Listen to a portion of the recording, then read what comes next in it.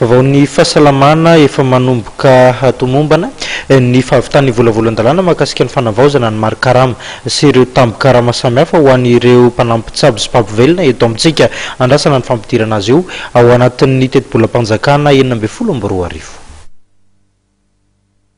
miandry ny fandanina ny volavolan-dalàna mikasika ny fanavaozana ny maro karama sy ireo tamboka karama samihafa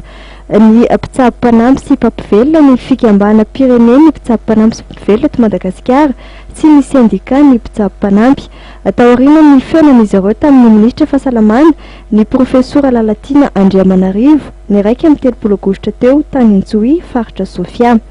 Feonana tamin'ny monsieur le ministre zany de efa vita zany ny donc ny dingana voalohany de le projet de texte zany projet de décret makasika an'io cri indiciaire ny paramédicaux io sy ny indemnité des risques de isy zany ny fionan'ny ministre ny fahasalamam-bahoaka sy ny ministre ny vola sy ny teti-bola makasika an'izay de miandro zany zay satria tokony raha ny eritreritra zany de tokony ampidirina ao anatin'ny loi de finance 2016 zany io resaky io ny texte zany tokony hivoaka amin'ity taona ty zay zany ny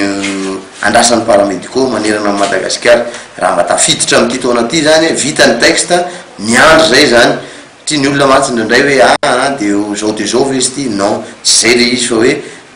mba tokony ho tafiditra ao anatin'ny loi de finance 2016 io ataoko hoe fitaky ny paramédicaux io fa nandritrany ataoko hoe efa ho fito taona zany angamba nyresana foana io resaky io. Ny fanandrify indrindra tamin'ny fotoana nanaovana ny congrès national faraiky amby folo ny fikambana ny mpitsabo mpanampy sy mpampivelona sy ny syndicat izay notanterahana ny raiky amin'ny 30 aogositra ka hatramin'ny 4 septambra teo ity fiainana ity nahitana solotena avokoa moa ireo faritra 20 manerana nosy niatrika izany congrès national zany ka nafahana nandray fanapahan-kevitra mikasika ny mpitsabo mpanampy sy ny tontolony.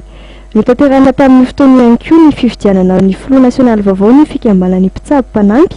ka i Ravi Saint-Patrick no voafidy hitanjany andraikitra izany mandritra ny 4 taona manaraka. Asa roa mivaingana no atrehan'ny paramety ninona entité na fikambanana zay misy anazy de ny antsoina hoe revalorisation du corps paramédical ary lutte contre l'injustice sociale. Samy manana ny endrika iedivana an'io na ny eo amin'ny lafiny na eo amin'ny syndicat na ny eo amin'ny association na ny eo amin'ny ordre fa ho an'ny association manokana dia manana ny stratégie tsy maintsy hopetraka ny association ahafahana manome lanja indray mamerin-danja indray na mamerin-kasina indray zany antsoina hoe paramety zany enona dia eo amin'ny anarany ary de hoe zany voizina ao anatin'ny 10 taona manaraka ary mandrak'izay fa tsy mpisabo mpanampy intsony na tsy mpisabo mpanampy mihitsy ny antsoina hoe paramety fa infirmière na sage-femme mampampivelona raha izay eo amin'ny resaka atao hoe injustice sociale indray de maro amin'ny endriny maro izy io ka manana ny soritra asa mazava ny association ahafahana miady ahafahana miaro